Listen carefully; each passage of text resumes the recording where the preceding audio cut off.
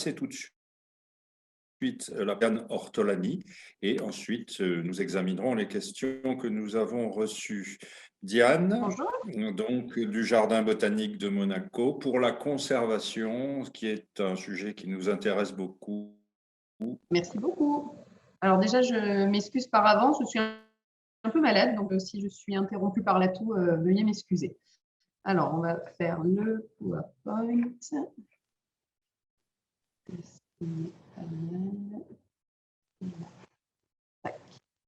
Voilà, donc moi je vais aborder la conservation des plantes succulentes aujourd'hui. Donc les plantes succulentes regroupent de nombreuses espèces qui sont menacées dans la nature. Leur conservation au sein d'organismes comme le Jardin exotique de Monaco est primordiale. Nous expliquerons donc tout d'abord ce que sont l'IUCN et la CITES. Puis nous verrons quelles espèces menacées de plantes succulentes sont présentes dans la nature. Et enfin, nous verrons leurs moyens de conservation. Donc, les plantes succulentes sont en danger car elles sont menacées par les activités humaines, donc notamment la déforestation et l'urbanisation. Elles sont également utilisées en horticulture pour leur croissance inhabituelle et leurs caractéristiques, comme nous avons pu voir dans les exposés de mes confrères. Elles sont également utilisées pour la nourriture, le fourrage, les fibres, les abris, sources de médicaments, d'huile et de cosmétiques. Donc, toutes ces raisons font que dans la nature, les plantes succulentes sont menacées et de moins en moins nombreuses. Donc, tout d'abord, il faut parler, pour parler de conservation et de menaces, il faut aborder les thèmes que sont l'IUCN et la CITES. Donc, en fait, l'IUCN, c'est l'International Union for Conservation of the Nature. C'est l'Union internationale pour la conservation de la nature. En fait, sa mission permet d'influencer, d'encourager, d'assister les sociétés du monde entier dans la conservation de l'intégrité et de la biodiversité de la nature, ainsi que de s'assurer que l'utilisation des ressources naturelles est faite de façon équitable et durable. C'est en fait ce que l'on connaît, c'est une échelle qui permet de classer en fait en 7 catégories les plantes et les animaux en fonction de leur degré d'extinction dans la nature. Donc, c'est une ONG qui est particulièrement connue pour attribuer aux espèces un statut de conservation. Donc, ici, vous avez l'échelle qui regroupe donc en fait tout ce qui est à gauche, je dirais que ça va. Tout ce qui est à droite est menacé. Donc, vous avez différentes échelles, donc vulnérables, en danger critique, éteinte dans la nature et totalement éteinte. Les espèces vulnérables en danger et en danger critique sont des espèces que nous considérons comme menacées. Nous pouvons aussi parler donc de la CITES. La CITES, c'est un organisme qui contrôle et réglemente le commerce international des espèces. Donc, il y a 2 annexes. L'annexe 1, qui comprend toutes les espèces menacées d'extinction. L'échange de leurs spécimens n'est autorisé que dans des conditions exceptionnelles. Par exemple, pour des recherches scientifiques. L'annexe 2 comprend toutes les espèces qui ne sont pas nécessairement menacées d'extinction, mais dont l'échange des spécimens doit être réglementé pour éviter une exploitation incompatible avec la survie. Au Jardin exotique de Monaco, nous sommes tout à fait conscients et préoccupés par la CITES, car nous ne sommes pas un État européen. Donc, en fait, nous sommes en relation en permanence avec cet organisme, car par exemple, lorsque nous achetons ou nous partageons nos plantes, nous devons en permanence situer dans quelle annexe, regarder dans quelle annexe se situent les plantes. Alors que les échanges au niveau de l'Europe ne posent pas de problème par rapport à la CITES, donc vous restez dans les pays européens. Nous allons voir maintenant les espèces menacées de plantes succulentes. Il y a 4 groupes de plantes succulentes qui sont couverts par la CITES. De la musique. C'est bon? Ah oui, j'avais de la musique, pardon. Donc, nous avons chez les cactacées 2000 espèces qui sont menacées, chez les euphorbiacées 700 espèces, chez les aloés 400 espèces, les pachypodiums 14 espèces. En tout, environ 3000 espèces enregistrées dans la CITES.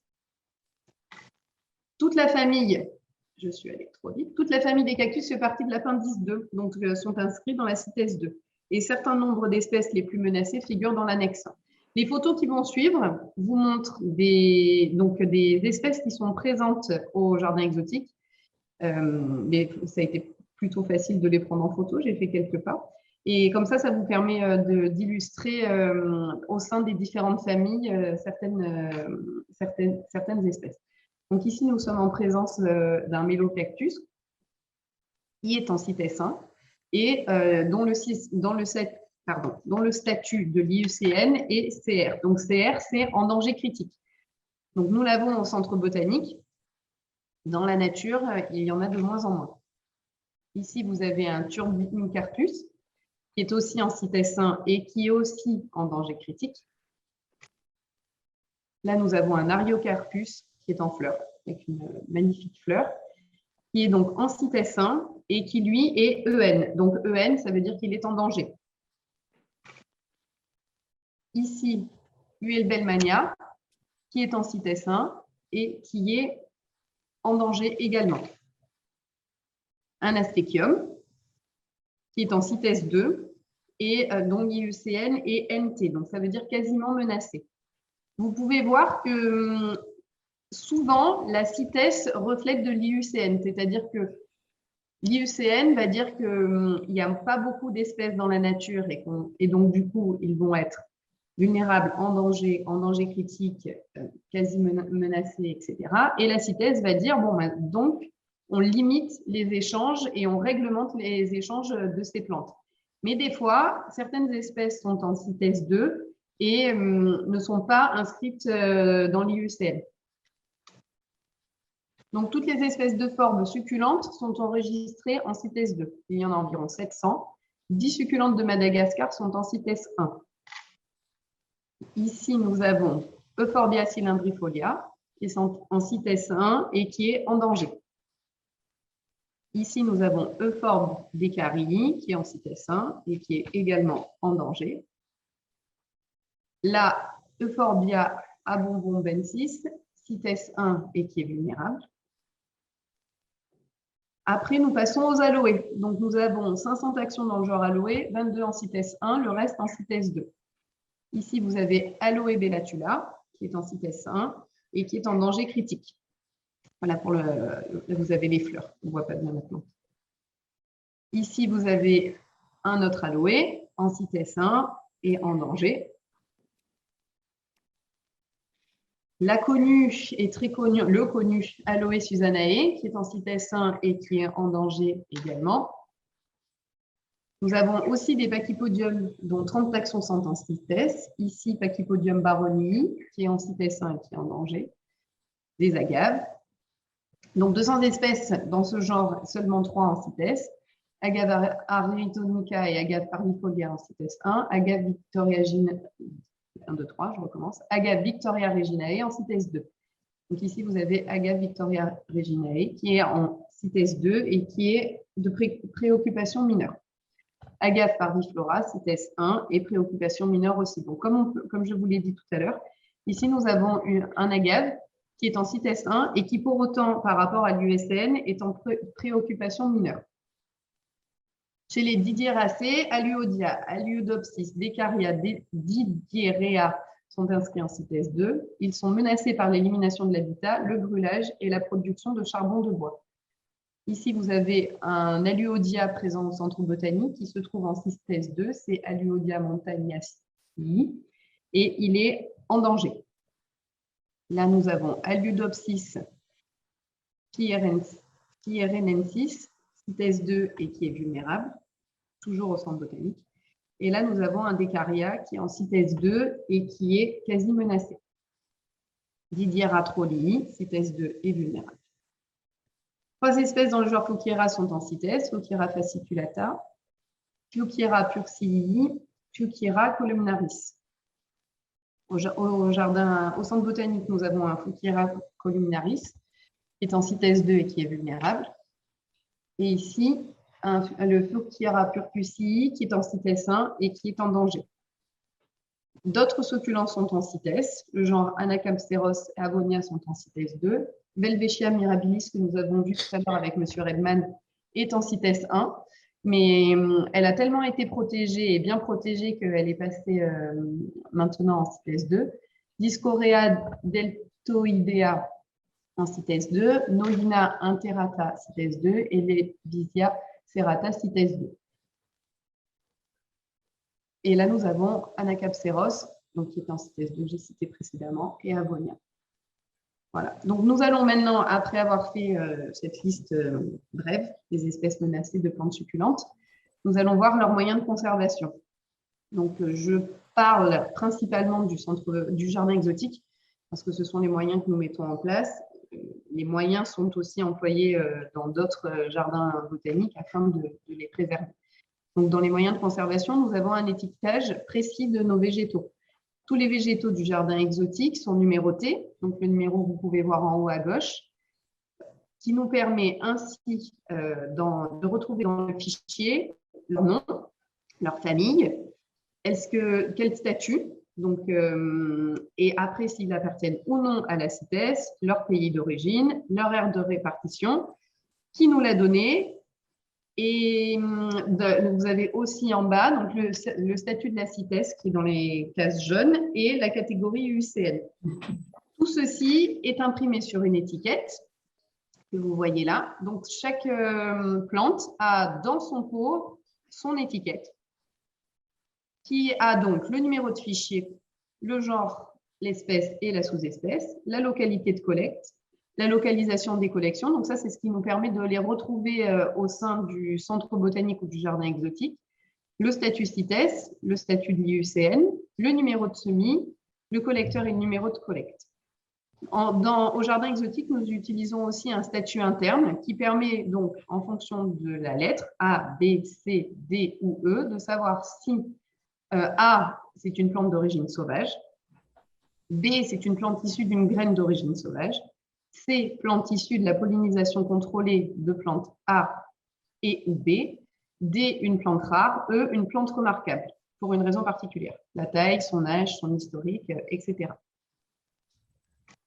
D'avoir des étiquettes et de connaître nos plantes nous permet ainsi de les reproduire et de connaître leur origine précisément. Donc là, vous pouvez voir nos semis avec donc chaque petit semis a son étiquette qui nous permet de savoir ses origines. Le jardin exotique participe à la stratégie mondiale pour la conservation de la biodiversité. Donc, nous sommes membres de JBF, donc c'est les jardins botaniques francophones depuis 2010. Nous sommes membres du réseau international des jardins botaniques, le BGCI, Botanic Garden Conservation International. Il s'agit d'actions concertées de sensibilisation auprès d'autres jardins botaniques. Et donc, nous faisons au jardin exotique de la pollinisation contrôlée, donc ce qui nous permet en fait de produire des graines dont nous connaissons exactement l'origine. Donc pour ce faire, nous couvrons les fleurs des plantes qui nous intéressent avec des petits filets, ce qui permet d'éviter toute pollinisation qui ne serait pas contrôlée, donc une pollinisation qui se ferait soit par des insectes, soit d'une autre manière que par notre main. Donc, une fois que nous nous intéressons à la fleur en question, nous enlevons le filet. Ma collègue qui est ici sur la photo procède à la pollinisation de la fleur. Donc, soit nous utilisons une pollinisation entre l'espèce, c'est-à-dire que nous prenons du pollen de la plante que nous pollinisons nous-mêmes, soit nous croisons, mais avec une plante par an que nous connaissons. Une fois cette manipulation faite, on va installer un filet sur la fleur et le filet va rester en place jusqu'à la production de fruits, ce qui permet encore une fois d'éviter toute interférence avec des insectes. La pollinisation contrôlée nous permet ainsi d'obtenir des souches dont nous sommes sûrs. C'est en fait une lignée pure race. Donc ici, vous voyez une image fine d'une pollinisation, parce qu'il y a des pollinisations qui vont être, je dirais, simples, et d'autres pollinisations qui nécessitent une manipulation, des manipulations plus spécifiques, et donc de rentrer dans les pièces reproductrices de la plante. Nous avons aussi donc une multiplication, comme l'a vu tout à l'heure Monsieur de Barmont, une multiplication par greffe, par bouturage et par semis. Ces multiplications-là permettent de multiplier les plantes en ayant une génétique qui est sans brassage génétique. La pollinisation, elle, produit un brassage génétique. Tout ce qui est greffe, bouturage et semis, tout ce qui est greffe et bouturage, c'est en fait du clonage. On prend l'ADN d'une plante et qui va être répliqué et multiplié à l'identique. Une fois que nous avons récolté nos fruits et nos graines, nous produisons un index séminum. Cet index séminum permet de diffuser les semences produites via notre index séminum. 1 millier de lots de semences sont distribués à environ 150 institutions scientifiques à usage strictement non commercial. Pour faire partie des jardins botaniques francophones, nous ne pouvons pas vendre ce que nous produisons. Donc, il s'agit simplement d'échanges entre les jardins et en fait, ces échanges via cet index permettent de conserver les plantes et de permettre leur multiplication au sein d'autres institutions. Et nous avons des échanges avec des jardins du monde entier. Notre index a pas mal de succès. Nous privilégions bien entendu les institutions dans lesquelles nos plantes vont pouvoir se développer facilement. Il ne serait pas question d'envoyer nos graines dans des institutions, par exemple, qui auraient des hivers trop durs et qui ne posséderaient pas de serres de culture pouvant garantir leur vie. Ici, vous pouvez voir donc notre espace de travail qui est la grainothèque, la grainetterie, plus exactement. Donc, dans les petites caissettes, vous voyez au fond qui sont bleues, vertes et jaunes, c'est l'endroit où nous faisons des petits sachets. Parce qu'en fait, quand il est le temps de l'index séminum, nos jardiniers se consacrent une grande partie de leur temps à ceci. Et en fait, ils font des petits sachets minutieux avec un nombre de graines calculé pour chaque espèce. Et après, nous les étiquetons et nous imprimons notre index séminum. Au jardin exotique et au centre botanique.